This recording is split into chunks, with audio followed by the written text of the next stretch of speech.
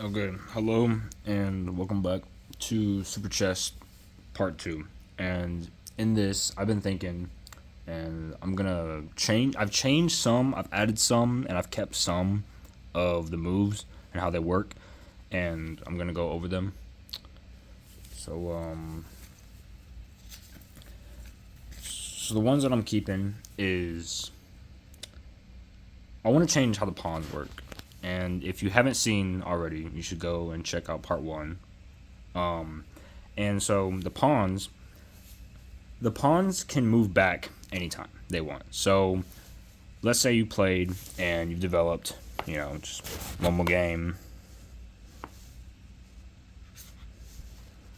normal game, that's probably not how it's going to be set up, but just as a reference, you can move back anytime you want. It doesn't, it's forever, it's unlimited, it doesn't matter. So, you can move back. You can only move once back. So, but, after black moves and you can do it again, you can go all the way back to, to where you can't go anymore. So, that's just going to be a permanent thing. It doesn't count as an effect. It's just there. Um, the rook phase I am going to keep. So, if you don't know what that is, like I said, if your rook is out and basically it fades through the first piece of an enemy piece and then we'll go to the back. So that's pretty much that for the rook. I'm keeping the rook the same. Then same with the knight. The knight's just going to be cross. So if you don't know normal knight, it can go 2 forward and then 1 left and 1 right. Well, if you activate its ability, then it can go basically up 3 instead. So, and before you do it, you have to say it so your opponent knows too. And also, it's a one off. It's a one shot thing. So, if you were to use it on the right knight, then that's it. The left knight does not get one either. There's no 2 separate abilities. It's only for 1 piece. So, each piece you can only use it once. You can't use it, So, if you do it on the right one, then it's one time offer, one shot thing. Bishop is the same. If you open this up, the bishop has a double jump, so you can go here, here. This is a double jump. That's the same. The king. I'm changing the king's ability. At first, I gave king a death zone. I'm going to give king a checkmate thing. And what that is if you don't know, the whole goal of chess is to checkmate someone. And pretty much what I did is, so when you get the king and a checkmate, like let's just say it's set up like this, right? All right, let's say you do this, right? That'd be check, right?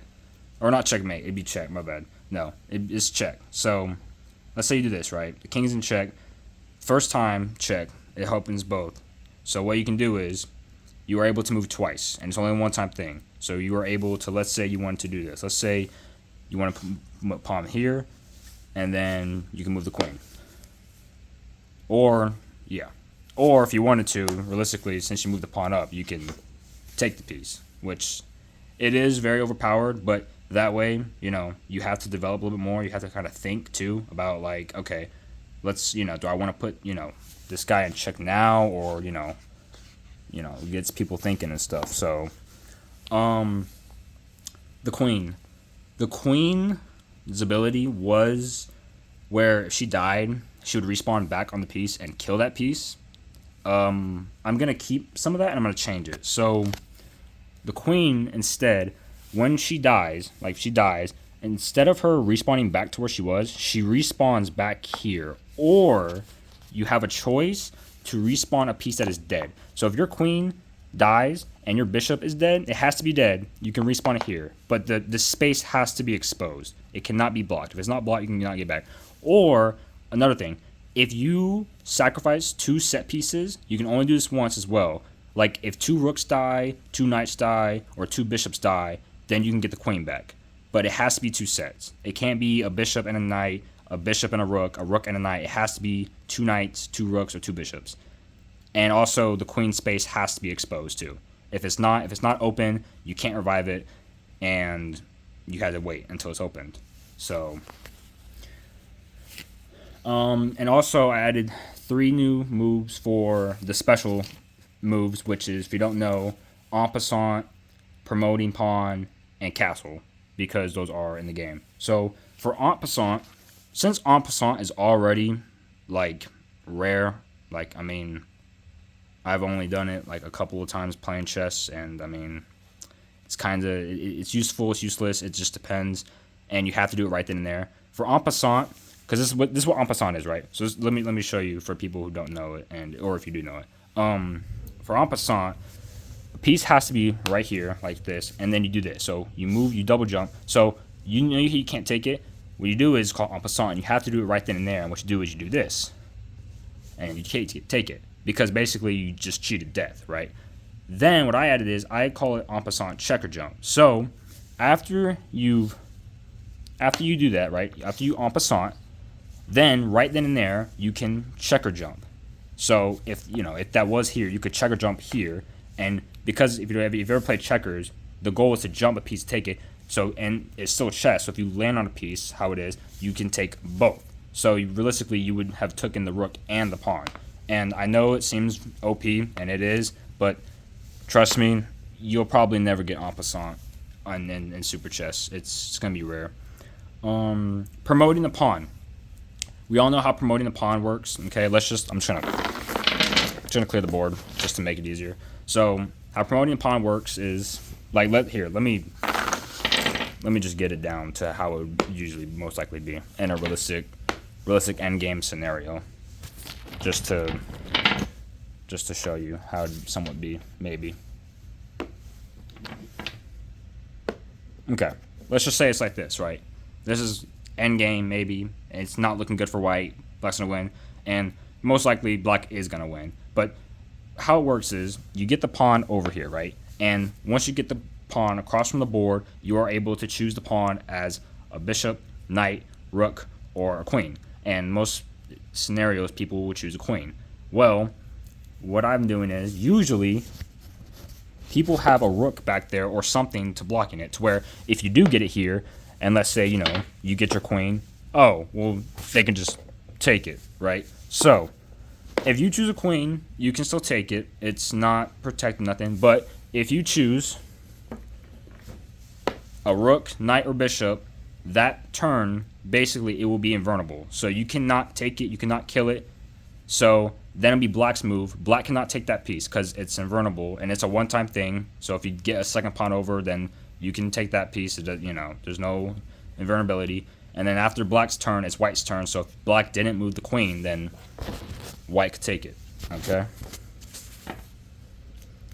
For the castle, simply castling. If you don't know how that works, I'm gonna set it up. So this is how castle works. Okay. It has to be like this, and it has to be exposed here. So the knight and bishop would have to be moved, and then the queen, bishop, and knight would have to be moved. And this is short castling, so the king would be here, and the rook would be here. And also, normally, you couldn't be able to castle if you moved your rook or king at all during game. And then long castling would be like this. Okay?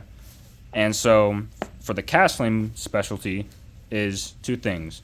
Number one, you can castle through check. Normally, you are not able to do that. You cannot normally castle through check. So now you can. And the other thing,